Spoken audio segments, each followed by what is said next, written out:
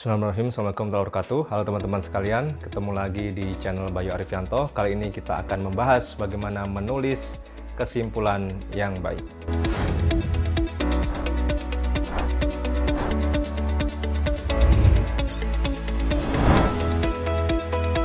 Oke, jadi kemarin kita telah membahas bagaimana menulis abstrak, kemudian pendahuluan, ya, kemudian literatur review, kemudian manajemen data dan metodologi, hasil dan pembahasan. Kali ini kita akan mengakhiri video seri penelitian kita dengan bagaimana menulis kesimpulan yang baik. Tapi sebelumnya, jangan lupa untuk di-subscribe, like, komen, share, dan nyalakan tombol notifikasi untuk terus mendapatkan update video terbaru dari channel Bayu Arifianto. Baik, kalau kemarin kita sudah membahas bagaimana menulis abstrak sampai dengan hasil dan pembahasan. Nah, sekarang kita akan merangkum semuanya dalam suatu kesimpulan. Nah, dalam kesimpulan ini Anda harus bisa menampilkan argumen-argumen yang sudah dibangun di awal, kemudian juga bisa menampilkan hasil utama atau poin utama dari penelitian Anda, dan kemudian bisa ditampilkan juga implikasi, keterbatasan, atau rekomendasi untuk studi selanjutnya. Yang pertama tadi ialah argumen penelitian Anda. Jadi Anda sampaikan di awal, ya, penelitian ini tujuannya apa, kemudian hasilnya bagaimana secara umum. Sebagai contoh, bisa Anda lihat di sini seperti artikel yang publish di Pacific Basin. This study evaluates the impact of two types of financing, kemudian menyampaikan hasil utamanya atau poin utama dari penelitian ini. Kemudian juga seperti artikel yang di Agricultural Finance Review, masih tentang Islamic MFIs. This study identifies the factors that determine rural household access, ya, jadi tentang akses poin utamanya. Kemudian yang ketiga juga, this study takes a fresh look at the factors influence non-performing financing, jadi tentang non-performing financing. Kalau kita lihat tadi contohnya, ya, kita sampaikan poin utama dari penelitian atau argumennya, ya. Yang pertama tadi tentang impact, yang kedua tentang akses, yang ketiga tentang pembiayaan bermasalah, ya, walaupun sama tetap semua di Islamic Microfinance Institution. Kemudian yang kedua, Anda sampaikan brief summary dari artikel Anda, ya, tentang hasil-hasilnya tadi, ya, seperti yang di Pacific Basin, bahwa PLS lebih berdampak positif dibanding dengan non-PLS. Kemudian di Agricultural Finance Review, faktor-faktor apa yang mempengaruhi akses terhadap pembiayaan Islamic Microfinance. Dan juga di jurnal Helion misalnya, Anda bisa lihat tentang apa yang menyebabkan pembiayaan bermasalah pada pembiayaan di Islamic Microfinance. Kemudian kita buat penekanan dari hasil utama atau yang signifikan atau yang menarik, ya. Misalnya di Pacific tadi bahwa PLS mempengaruhi positif berdampak sekian persen dibanding non PLS walaupun sama-sama positif, ya. Kemudian di Agricultural Finance Review bahwa ternyata pada pembiayaan PLS itu income lebih menentukan dibanding dengan pembiayaan non PLS terhadap aksesnya, ya.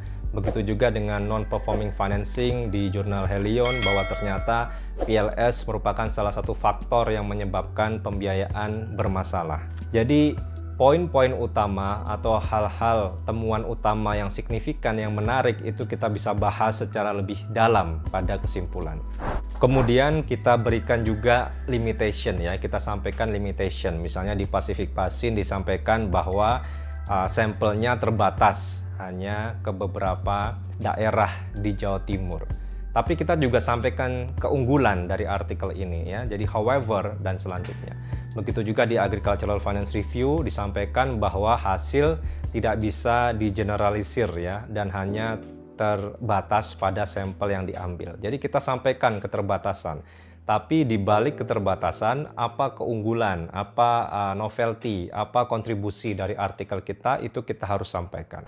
Kemudian poin yang selanjutnya ialah implication. Nah, implication ini kalau Anda lihat di artikel-artikel yang sudah ada, yang terbit di Scopus atau jurnal yang bereputasi, itu sangat banyak dibahas ya. Implikasinya buat siapa? Buat regulator, buat masyarakat, buat ilmu pengetahuan, itu harus kita sampaikan ya. Kalau Anda lihat di artikel yang di Pacific Basin atau di Agricultural Finance, itu dinyatakan secara jelas siapa yang mendapatkan implikasi dari penelitian ini ya.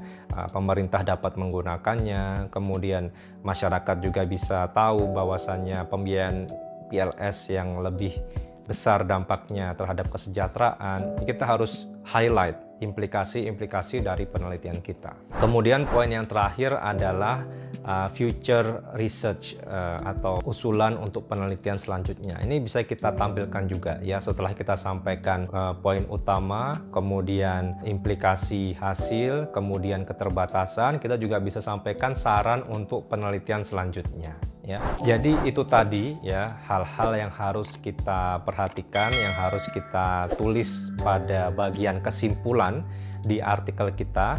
Yang pertama tadi ialah kita sampaikan poin utama dari penelitian kita ya, kita bangun argumentasi dari penelitian kita, tujuannya apa ya, kemudian argumentasinya apa dari penelitian kita. Yang kedua, kita sampaikan brief summary dari hasil-hasil yang sudah didapatkan dari penelitian kita, apa saja variabel yang berpengaruh, yang signifikan ya. Kemudian yang ketiga, kita sampaikan hasil yang menarik atau hasil temuan utama dari penelitian kita. Ini bisa kita ulas lebih dalam lagi ya.